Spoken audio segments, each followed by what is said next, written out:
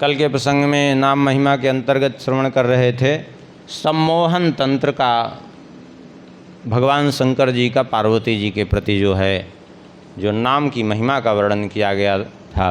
कल श्रवण कर रहे थे कि नाम के प्रभाव से शरीर सहित कैसे सच्चिदानंद स्वरूप हो जाता है, और कई प्रमाण दे करके कल समझाए भी थे कि जीते जी कैसे सच्चिदानंद स्वरूपता को प्राप्त किए। आगे श्री भगवान भोलेनाथ कहते हैं चित्तैकाग्रतया नित्यम ए जपन्ति सदा प्रिय राम नाम परब्रह्म किंचित तेषां न दुर्लभम। भगवान भोलेनाथ कहते हैं हे प्रिय, हे पार्वती जी, जो साक्षात परब्रह्म स्वरूप श्री राम नाम और परब्रह्म में कोई अंतर नहीं, लेस मात्र भी अंतर नहीं है। कहते हैं जो श्री राम नाम का जप करते रहते हैं, श्री राम नाम जप में जो लगे हैं, कहते हैं राम नाम परब्रह्म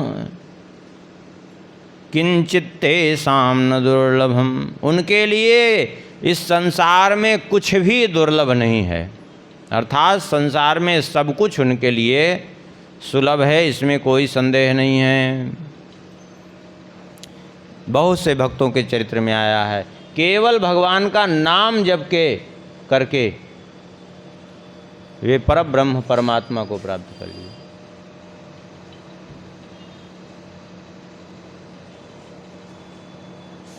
उनको संपूर्ण वेद वेदांत का बोध हो गया।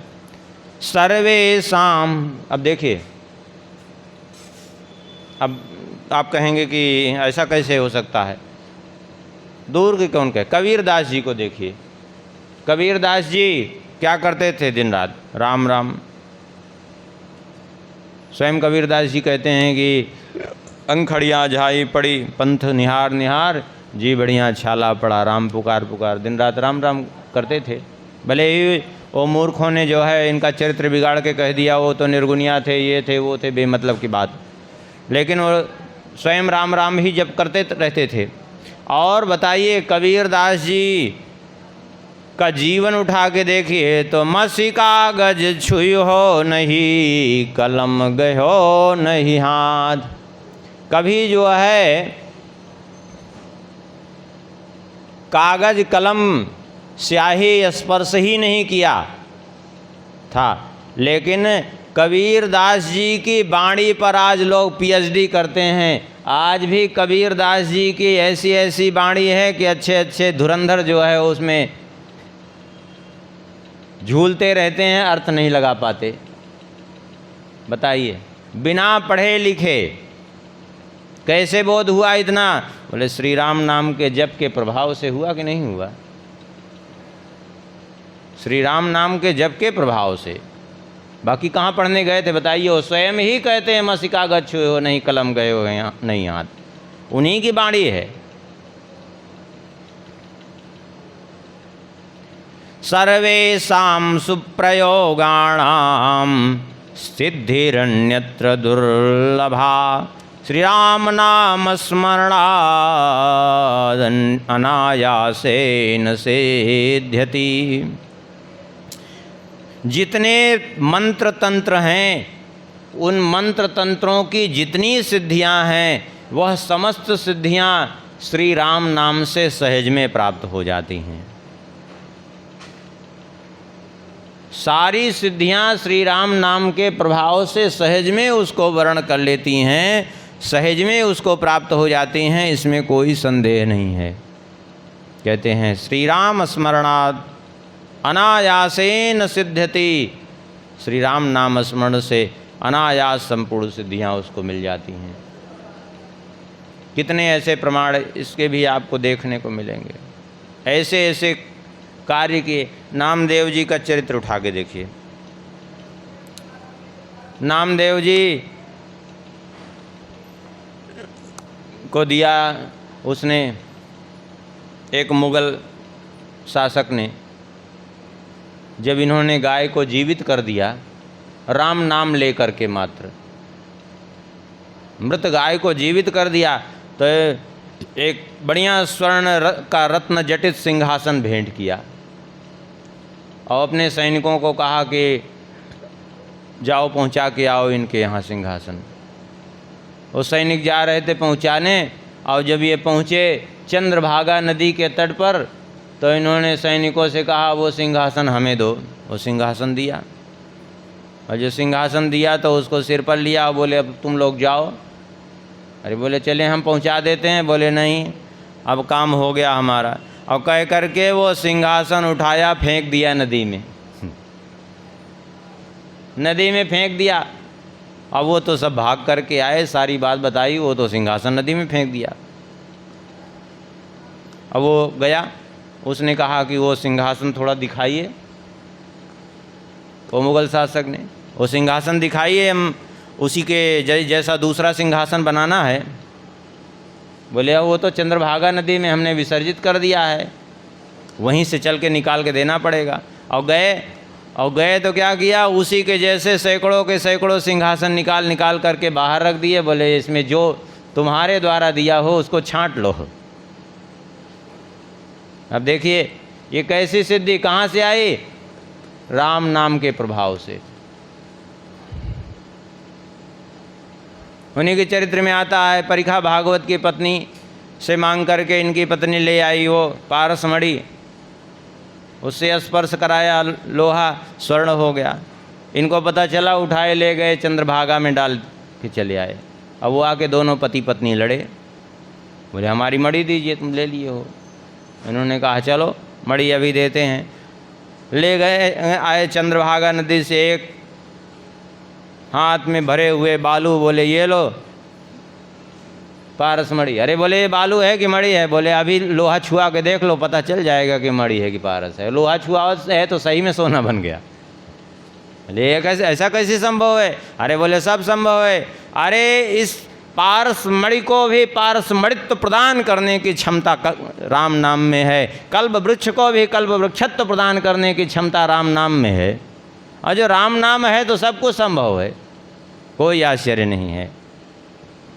इसलिए भगवान भोलेनाथ कहते हैं तस्मात् श्री राम नाम्नस्तु कीर्तनम सर्वसिद्धिदम कर्तव्यम नियतम देवी त्यक्त्वान्यान मंत्र संचयान। इसलिए तस्मात् श्री राम नामनस्तु कीर्तनम सर्वसिद्धिदम, इसलिए श्री राम नाम का सदा सर्वदा कीर्तन करो, भगवान भोलेनाथ कह रहे हैं। कहते हैं यही एकमात्र कर्तव्य है मनुष्य के लिए। बाकी कर्तव्य तो जो है केवल दिखाने के लिए हैं, वो केवल उसका वो कर्तव्य नहीं है। अब बाकी कर्तव्य तो पूरे अपने आप हो जाएंगे यदि इस कर्तव्य का ठीक से निर्वहन किया। मनुष्य मात्र का कर्तव्य एकमात्र भजन करना है, बाकी अन्य कर्तव्य नहीं। जैसे उदाहरण के लिए मनुष्य गेहूँ बोता है तो भूसा पैदा होता है, भूसा की कोई खेती नहीं करता। भूसा तो उसको स्वाभाविक रूप से उस गेहूं के ब्याज में स्वाभाविक मिल जाता है। ऐसे भगवान का भजन करने के लिए ये मनुष्य शरीर प्राप्त हुआ है, उसके ब्याज में ये सब बाकी फालतू काम तो अपने आप हो जाते हैं शरीर निर्वाह के लिए। उसके लिए बहुत प्रयास करने की आवश्यकता ही नहीं है। लेकिन मनुष्य करता क्या है, भगवान का नाम ही छोड़ देता है और प्रयास में सारा इसी में लगा रहता है। क्यों? क्योंकि समस्या ये है कि ये शरीर को भगवान नाम का भगवत प्राप्ति का साधन न मान करके शरीर को ही साध्य मान बैठा। वो शरीर को ही साध्य मान बैठा कि इसी की हमें सेवा करनी है, इसी में हमें रत रहना है, इसी को हमें सुखी रखना है। बस ये सारी समस्या की जड़ ये है। प्राणात् प्रियतरम मह्यम राम नाम सदा प्रिय क्षणम विहातुम शक्तोस्मि नैव देवी कदाचन। भगवान भोलेनाथ कहते हैं हे देवी, प्राणात् प्रियतरम मह्यम, राम नाम सदा प्रिय, मुझे प्राणों से भी बढ़ कर के अत्यंत प्रिय है ये श्री राम नाम। और इस राम नाम को त्याग करके क्षणम विहातुम शक्तोस्मि नैव देवी कथा कदाचन, इस राम नाम को छोड़ करके मैं तो क्षण भर भी अपने प्राणों को धारण करने में समर्थ नहीं हूँ। अर्थात श्री राम नाम से ही मेरी सारी श्वास चल रही है। राम नाम के बिना तो मेरे जीवन का कोई महत्व ही नहीं, मेरे जीवन का कोई वो नहीं है, अर्थ नहीं है। बिना इसके मैं अपने इस शरीर को धारण ही नहीं कर सकता। और सही बात यही है। ब्रह्म वैवर्त पुराण में आप उठा के देखें, जहाँ भगवान शंकर जी के प्रागट्य होने की कथा है, भगवान श्री कृष्ण से भगवान शंकर जी का जहाँ प्रादुर्भाव है, तो भगवान श्री कृष्ण से जब इनका प्रादुर्भाव हुआ तो माला जप करते हुए ही प्रकट हुए थे, राम राम जप करते हुए ही। हाँ, और जब भगवान श्री कृष्ण ने ब्रह्मा जी को और भगवान विष्णु को विवाह की आज्ञा दी तो जो है ये चुपचाप धीरे से किनारे हो गए कि कहीं हमको भी आज्ञा न मिल जाए वो भजन के चक्कर में, और खूब तेज़ी से नाम जप कर रहे थे कि कहीं ऐसा न हो कि हम भी फंसें। तब भगवान ने इनकी भावना देखी तो भगवान ने कहा ठीक है, जाओ तपस्या करो, अभी तुम्हें विवाह की आज्ञा नहीं मिलेगी, 50 मनवंतर तक पहले जाके तुम भजन करते रहो, फिर बताएंगे हम, फिर तुम्हें करना होगा।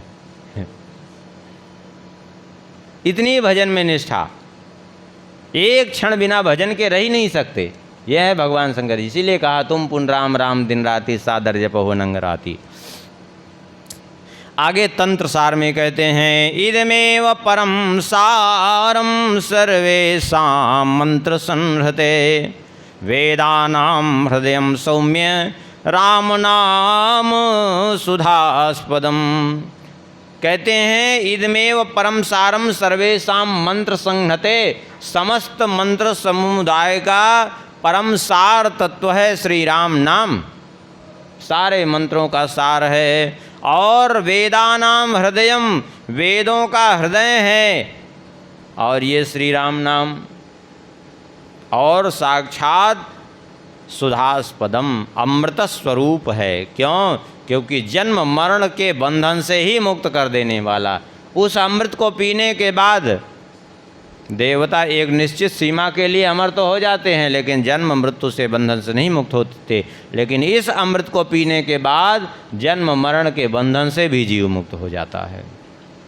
इसलिए यावत् श्री राम नाम नस्तु पानम नास्ति नृणाम शिवे तावन मंत्राणि यंत्राणि रुचि स्याद् हृदय स्थले। भगवान भोलेनाथ बहुत बढ़िया बात कहते हैं, यावत् श्री राम नाम नस्तु पानम नास्ति नृणाम शिवे। मनुष्य जब तक श्री राम नाम का पान नहीं किया है, जब तक श्री राम नाम का उसको स्वाद नहीं मिला है, तभी तक तावन मंत्राणि यंत्राणि, तभी तक उसको मंत्र में यंत्र में रुचि स्यात् हृदय स्थले, तभी तक यंत्र मंत्र में उसकी रुचि रहती है। जब श्री राम नाम का स्वाद जब उसको मिल जाता है तो फिर यंत्र मंत्र में उसकी कोई रुचि नहीं रह जाती है। दुर्लभम सर्वजीवानां इमं मंत्रेश्वरेश्वरं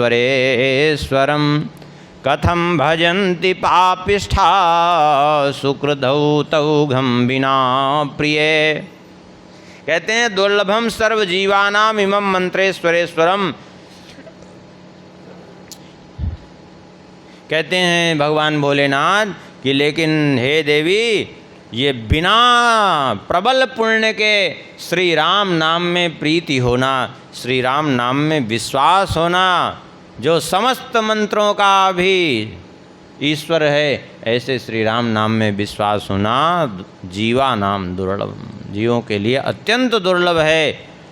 कथम भजन्ति पापिष्ठा सुकृतौघम बिना प्रिय। कोई पापिष्ठ व्यक्ति बिना पुण्य के कैसे श्री राम नाम का आश्रय ले सकता है, अर्थात कैसे श्री राम नाम का जप कर सकता है, अर्थात नहीं कर सकता। इसलिए क्योंकि जब तक प्रबल पुण्य नहीं होगा तब तक श्री राम नाम में विश्वास नहीं होगा, प्रीति नहीं होगी। इसके लिए प्रबल पुण्य की आवश्यकता है। अब यहीं विश्राम कर देते हैं, पट भी लग गया है। श्री सीताराम नाम महाराज की। सिया बोल सिया बोल सिया सिया बोल। श्री राम राघव रसिकेश बोल।